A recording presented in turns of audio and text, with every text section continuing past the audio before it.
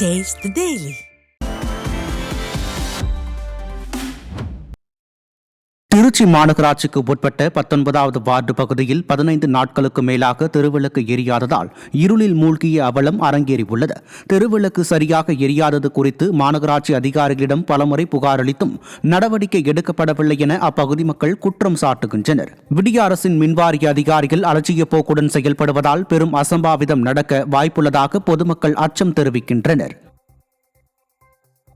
காஞ்சிபுரம் மாவட்டம் வல்லம் வடக்கால் சிப்காட் பகுதியில் காரில் வந்து செல்போனை வழிப்பறி செய்த 2 இளைஞர்கள் பிடிபட்டனர். வல்லக்கோட்டை தொழிற்சாலையில் வேலை பார்த்துவிட்டு திரும்பிய 28 வயது நபரிடம் இருந்த இரவு நேரத்தில் காரில் வந்த குன்றத்தூரைச் சேர்ந்த 2 இளைஞர்கள் செல்போனை பறித்துவிட்டு தப்பிய நிலையில் பிடிபட்டனர். ஸ்டாலின் மாடல் அரசின் கேபிள் துறை கும்பகர்ணனை விட கொடிய உறக்கத்தில் இருப்பதால் இரவு வேளையில் இதுபோன்ற சம்பவங்கள் நடைபெறுவதாக பொதுமக்கள் குற்றம் சாட்டினர்.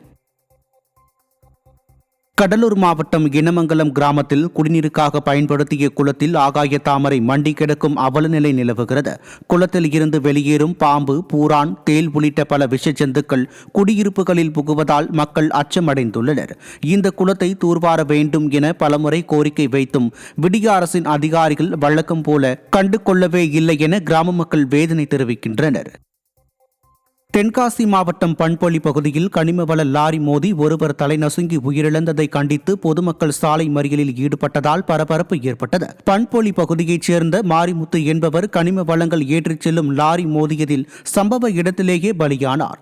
கனிம வள வாகனங்களால் அடிக்கடி விபத்துக்கள் ஏற்படுவதாக கூறி அப்பகுதி மக்கள் சாலை மறியலில் ஈடுபட்டனர். இனி இதுபோன்ற விபத்துக்கள் நடைபெறாமல் இருக்க விடிய அரசு நடவடிக்கை எடுக்க வேண்டும் என கோரிக்கை எழுந்துள்ளது.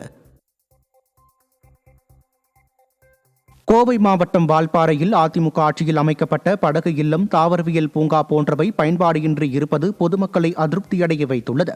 அதிமுக ஆட்சியில் பல கோடி ரூபாய் மதிப்பில் அமைக்கப்பட்ட தாவரவியல் பூங்கா முள்புதராக இருப்பதால் காட்டுப்பன்றி நடமாட்டம் அதிகரித்துள்ளது. இதேபோல் படகு இல்லத்தையும் ஸ்டாலின் மாடல் அரசு அரசியல் காழ்ப்புணர்ச்சியோடு பராமரிக்காததால் காட்சி பொருளாகி இருப்பதாக பொதுமக்கள் குற்றம் சாட்டினர்.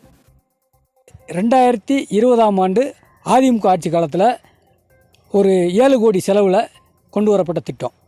இந்த அம்மா படகு இல்லம்னு ஒரு பேர் வச்சதுனாலேயே திறக்கப்பட்ட இந்த மக்கள் சுற்றுலா பயணிகளுடைய பயன்பாட்டிற்கு பயன்படுத்த விடாமல் இந்த திமுக அரசு கடுமையான கட்டுப்பாடுகளை விதித்து இந்த திட்டத்தவே சிதைச்சு பின்னாடி பார்த்திங்கன்னா இப்போ தண்ணி இல்லை, இதில் குப்பை கிடங்காக மாற்றி வச்சுருக்கிறாங்க காழ்ப்புணர்ச்சியோட. தென்காசி மாவட்டம் வாசுதேவன் நல்லூரில் உள்ள மாரியம்மன் கோயிலில் புரட்டாசி மாத திருவிழா கொடியேற்றத்துடன் தொடங்கியது. அப்போது மாரியம்மனுக்கு சிறப்பு அபிஷேக ஆராதனைகள் செய்யப்பட்டு சிறப்பு பூஜை நடைபெற்றது.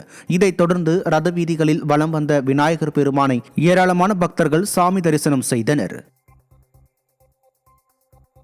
கடலூர் மாவட்டம் நெய்வேலி NLC இந்தியா நிறுவனத்தில் சூரிய மின்சக்தியில் பணிபுரியும் ஒப்பந்த தொழிலாளர்கள் 10 அம்ச கோரிக்கைகளை வலியுறுத்தி 9வது நாளாக கஞ்சி காய்ச்சும் போராட்டத்தில் ஈடுபட்டனர். நெய்வேலி NLC இந்தியா நிறுவனத்தில் சூரிய மின்சக்தியில் பணிபுரியும் ஒப்பந்த தொழிலாளர்களுக்கு மத்திய அரசு அறிவித்த குறைந்தபட்ச ஊதியத்தை வழங்க வேண்டும், 26 நாட்கள் பணி வழங்க வேண்டும் என்பன உள்ளிட்ட 10 அம்ச கோரிக்கைகளை வலியுறுத்தி தொழிலாளர்கள் 9வது நாளாக வேலை நிறுத்தம் செய்து கஞ்சி காய்ச்சும் போராட்டத்தில் ஈடுபட்டனர். திண்டுக்கல் மாவட்டம் கொடைக்கானல் அருகே சில்லறை தர மறுத்த கடை வியாபாரியை சுற்றுலா பயணிகள் தாக்கியதாக குற்றச்சாட்டு எழுந்துள்ளது. மூஞ்சிக்கல் பகுதியில் உள்ள சிப்ஸ் கடையில் சென்னையை சேர்ந்த சுற்றுலா பயணி 500 ரூபாய்க்கு சில்லறை கேட்டு அவர் தர மறுத்ததால் இருவருக்கும் வாக்குவாதம் ஏற்பட்டுள்ளது. இதையடுத்து சுற்றுலா பயணிகள் 5 பேர் சேர்ந்து வியாபாரியை தாக்கி பொருட்களை சேதப்படுத்தியதாக கூறப்படுகிறது. விடியா முதல்வரின் கைப்பாவையாக உள்ள ஏவல் துறையினர் சுற்றுலா பயணிகளுக்கு விழிப்புணர்வு ஏற்படுத்த பொதுமக்கள் வலியுறுத்தினர். ராமநாதபுரம் மாவட்டம் ஆத்திக்காடு பகுதியில் அடையாளம் தெரியாத நபர்கள் காரில் வந்து ஆட்டை திருடிச் சென்ற சம்பவம் அப்பகுதியில் அதிர்ச்சியை ஏற்படுத்தியுள்ளது.